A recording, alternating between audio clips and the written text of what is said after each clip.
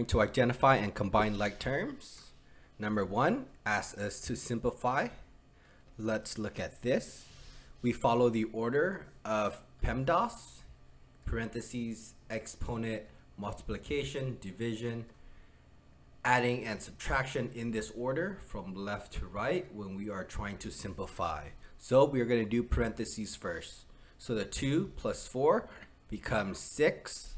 Nothing happens to the rest of the terms, so we bring those down.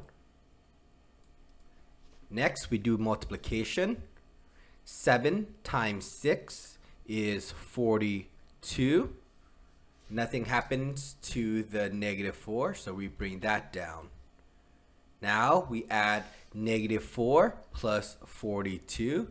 That gets us the value of 38. Okay, so because 38, 39, 40, 41, 42. And it is positive because the 42 here is bigger. B, we do the parentheses first. 2y minus 2y, that becomes 0y. But no one really writes the 0y. They can just write 0. Nothing else happens to the rest of the term, so we bring down the 2x minus 5x plus 4. So 4 plus 0. I'm going to box this in blue so you can see it. These two are like terms. So this goes into this box, which is 4.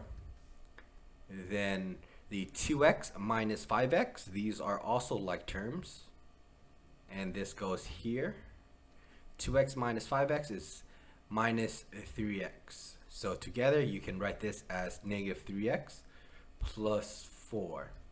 Okay, this strategy of circling it with different colors and shapes to help you stay organized when it comes to their like terms. Okay, this is the variable x term, and these are the constants, which is in the blue. C, same strategy from before.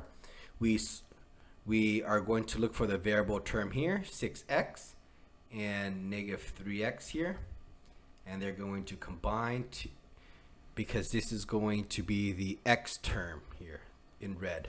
So 6x minus 3x, which is going to be 3x. Then the constant, which is the plus 4 plus 10, goes into here. The plus 4 plus 10 is 14. So we can write this as 3x plus 14. And there you go. This is how you simplify and combine like terms.